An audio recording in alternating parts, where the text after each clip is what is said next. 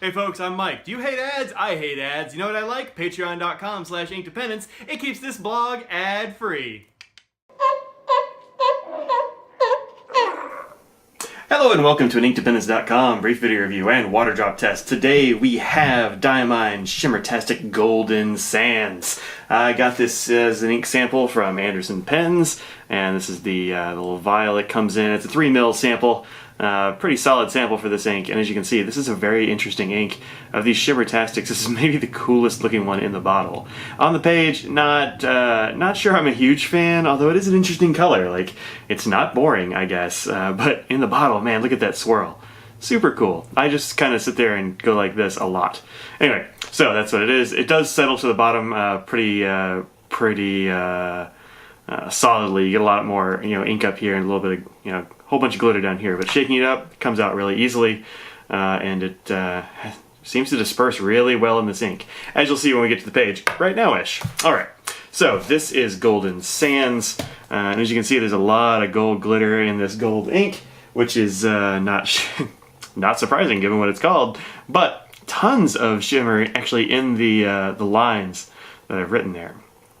Alright, I use this in 2 different pens, and it actually performed very differently in each. So, firstly, I had it in this, which is a Delta Unica. This is the Anderson Pens Special Edition color a few years ago, I guess. I'm not really sure exactly when it was, but you can find my review of this pen on my site. I think it is a very, very neat acrylic. Anyway, the nib on this pen is a medium, but it is a very, very wet medium.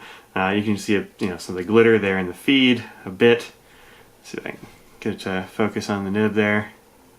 Yeah, there we go. Look at all that. Look at all that glitter. Anyway, you see a lot of glitter from this ink, and I've actually kind of emptied it back out, but yeah, not much left in here. A little bit of gold down at the bottom, not much else. Anywho, this one put down a line that was actually very good. It was put down a great line, but it's a different color than it was when I used it in the L-Tech. You can see it's less blatant here for some reason, but you can see it's much darker here in the Delta Unica line than it is in the L-Tech line. So this medium is a very wet medium, and this is a pretty wet broad, and that's why I put this ink in these 2 pens, just because glittery inks can give you a bit of a problem if you don't use them in a wet nib. So give them plenty of flow and they'll be okay. This one is a really nice pen. I like it quite a lot.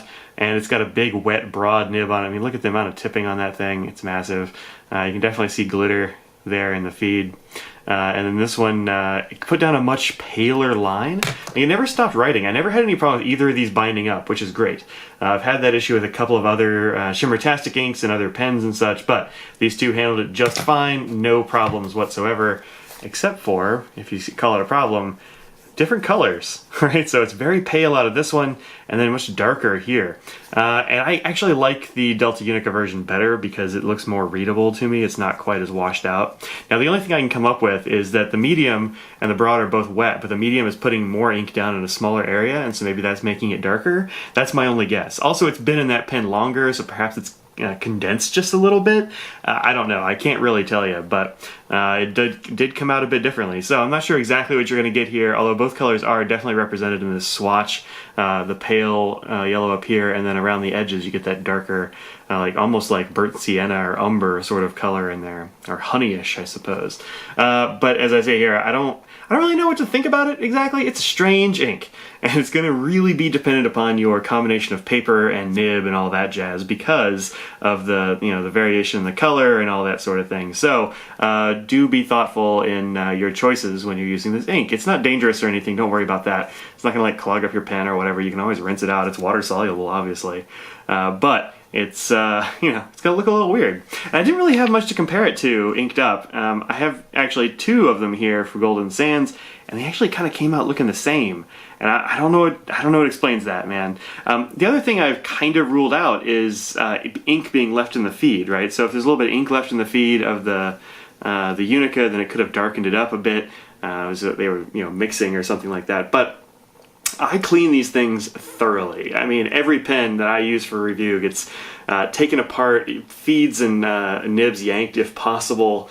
I sonicate them within an inch of their life. I don't think this is an issue of like ink being left in the feed.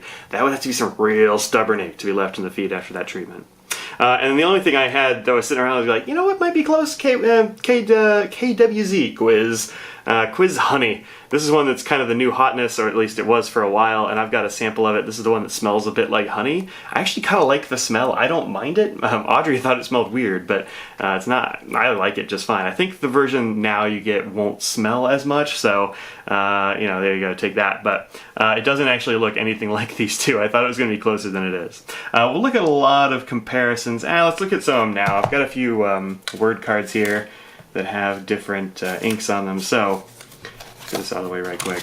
So this is the Shimmering Sands. See, plenty of glitter, just even in the swatch where I just shake the.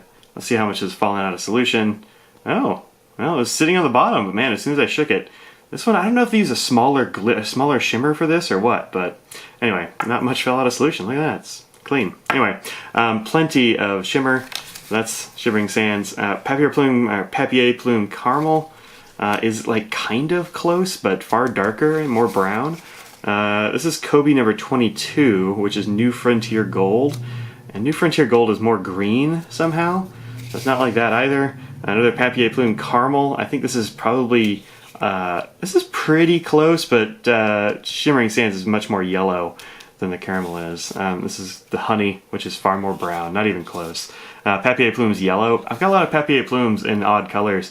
This yellow is just blinding yellow. It's actually super readable on the page, even though maybe it's getting a little washed out. Let's turn off the light and see what happens. There we go. As it normalizes back to the kind of like sunset tones, you can see it's very readable yellow. Anyway, this is Ackerman number 22, which is a brown, but it's actually kind of close. This is pretty close, though more brown. And then Robert Oster's Peach, which is, yeah, not really that close. I don't really have anything that's this color, so I'm not sure what their base color is at Diamine. If you have an idea, let me know. Maybe it's one that I have and just didn't have a word card for, or one that I just overlooked somehow. But it's an interesting color nonetheless. All right, so let's go ahead and look at its performance on copy paper, which is not great. I mentioned that you're going to need to use a careful, some careful thought when you're, picking your papers for this one. These are the two samples. Again, you can see that the L-Tech came out much more yellow than the Unica did, and I think it's got to just be putting down more ink in a smaller place. That's my only guess. Also, you got more shimmer out of this one. Maybe just because I shook it up better, or because of something about the dispersal of the shimmer and the ink. Who knows? There are too many variables. But anyway, on the back, you don't see a whole lot coming through, but that's also because it's sort of a light ink. There is some pretty significant penetration here, so don't use this on copy paper and expect it to be great. You're going to see some feathering. So if you look here, or in the Diamine. Not so much for this one. Maybe just putting down less ink and so it feathered less. I don't know. It definitely did spread a bit, I think. Anyway, this is not a great ink for use on copy paper, but you're not going to use it on copy paper. You're using this for a special occasion. You're going to be, I don't know, writing Christmas cards or, I don't know, something else with it. Around this time of season, that's usually holiday card type stuff. But anyway, it's not bad. But, I mean, it's not as bad as, this is Colorado Spruce up here. You can see a lot more. But also it's a darker ink, and you can definitely tell that it's there. Anyway, whatever. Alright, a couple of other papers just because we're doing that before we get to the water test. Here it is in the currently inked journal from Pen Addict, or Pen Habit rather. Also, check me out on the Pen Addict podcast. I was on there, this one called, what is it, Troublesome Little Beast, or Temperamental Little Beast is what it's called, and I'm a guest on that one. So that's very, it was a lot of fun. Anyway, you can see the two samples here. Performed perfectly well on this. This is like wheat straw paper, no bleed through at all. This stuff is really good for fountain pens. Of course, no feathering because it's not getting into the weave, the grain, but you can definitely tell that there's a bit of a color difference between those two pens, as usual. And there, Shaver Script Red, beautiful red, Christmassy. Alright, this is from an ink journal. This is Tomoe River paper, and here they are. So this is from the Unica. I inked it up right around Thanksgiving, so I don't know, a few weeks ago. And then this one very recently, just in the last week or so, because I was curious what it looked like in an even broader nib. And I'm glad I did, because it looks quite a bit different. Yep. Alright, anyway, there you go. You get a lot of shimmer out of this thing, especially on Tomoe River. And of course, no bleed through, because it's Tomoe River. You can also see straight through it, though, so I don't know. That's that. That's the thing about Tomoe River. It performs beautifully, but like on one side, because it's super thin. Alright, so, oh, I have one more. This is from a little tiny Right notebook. Right Pads makes these little bitty notebooks that you can just like open up and they tear out a page, that kind of thing. It's really nice paper. I like it a lot. The Pocket Flip Book is what this one's called. You can get these in like several packs. They make nice little stocking stuffers. In fact, that reminds me, maybe I'll get some stocking stuffers for people who aren't watching this video, I hope. Anyway, it looks pretty good on this stuff. It really stands out in the background. This is definitely a readable ink, even with it being a yellow, yellowish anyway, so don't be afraid of that. A little bit of penetration here. This is not the sturdiest paper, perhaps. It's a little bit thin. It's not coated, but it does work perfectly well, I think. So there you go. All right, so that's that on the Right notepads. All right, so let's take a look at the water test right here. Zoom in. Can I focus? There we go. All right, so let's get some water on the subject. Do some of this action. Whoa, got a little crazy there. Where's my mopping up the mess? There we go. Got it on the table. All right, as you can see, it is going away quick. This is not one that's going to have any degree of water resistance. Actually, as I move the page there, you can totally see it swirling a little bit. So yeah, don't expect this to be water resistant at all. It's just not going to do the job. So that is that. All right, let's go ahead and mop this up. The last clean area on this particular paper towel. All right, there we go. Some yellow coming through there, actually. Man, it is totally gone. All of it's here. None of it's here. In fact, I'm not actually even sure where the shimmer went. I don't even see any shimmer. Usually you see some shimmer left behind because glitter is impossible to get rid of, but man, look at that. Yep, totally gone. So this one, no water resistance at all. This is maybe the least water resistance I've ever seen on an ink. If you look closely, you can see like a little bit of the dots that were there. I'm seeing a little bit of the shimmer on the page now. Shimmer stayed on the page a little bit, just moved around. Up here where it had words, almost completely obliterated. The lines, gone. So yeah, no water resistance. Do not get this one near water.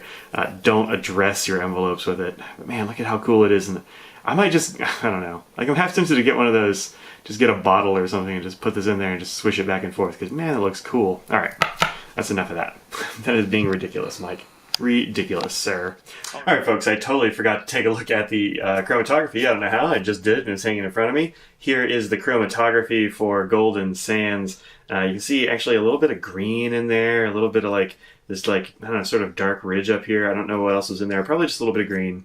But then all the glitter stayed down here as per usual and all the color left. So that's why I was pretty sure there wasn't going to be any kind of water resistance here, but it had even less than I thought. So there you go. That is the chromatography. All right, that's it. Now back to your regularly scheduled program. All right, so that's it. This has been Diamine Golden Sands, the Shimmertastic ink from the older collection. I haven't gotten the new collection yet of Shimmering Sands, or rather of Shimmertastic inks, but I expect I will in the near future.